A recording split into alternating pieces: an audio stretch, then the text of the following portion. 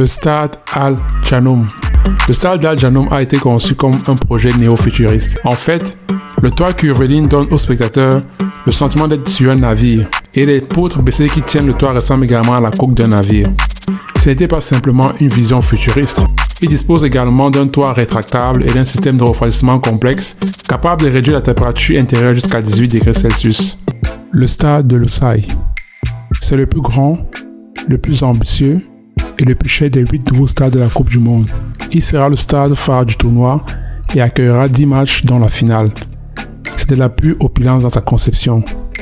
Il rend hommage à la lanterne Fanar, au bol traditionnel fabriqué à la main et aux navires utilisés dans tout le Moyen-Orient. Mais un projet aussi ambitieux a un prix astronomique. En effet, la famille, il devrait coûter 767 millions de dollars avec une capacité totale de 80 000 spectateurs. Le Khalifa International Stadium. C'est le tout premier stade du Qatar et à juste titre, il est connu sous le nom de stade national. Le Al Bayt Stadium. C'est le premier des stades à être construit, le deuxième le plus grand et peut-être le plus reconnaissable de tous.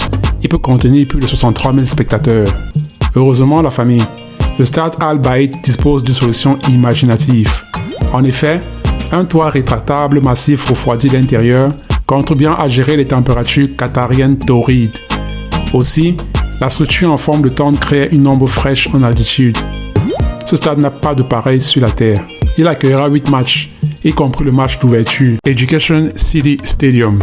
Cette arène de 40 000 places située à Education City, le bâtiment a une façade composée d'une myriade de dessins en forme de diamant, ce qui donne au stade l'aspect d'un bijou.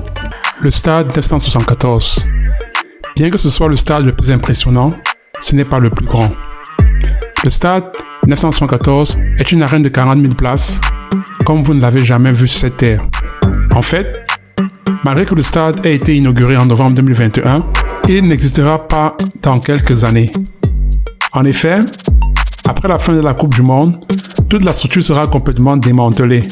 Cela est dû au fait qu'il avait été conçu en tenant compte qu'il serait juste temporaire.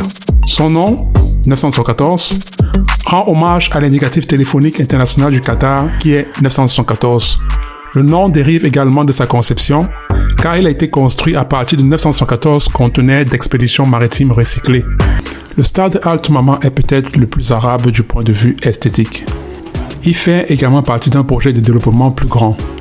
Ayant coûté 342 millions de dollars, il se trouve dans un parc public de 50 000 m² et des bords de verdure que l'on ne voit pas souvent dans un pays aussi aride que le Qatar. Le stade Ahmad Bin Ali.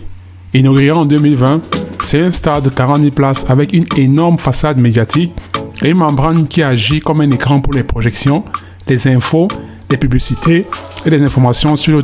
Ayant coûté 360 millions de dollars, c'est l'un des stades les moins chers construits par les Qataris. Alors, ce sera tout pour aujourd'hui la famille. J'espère que la vidéo vous a plu. Si jamais elle vous a plu,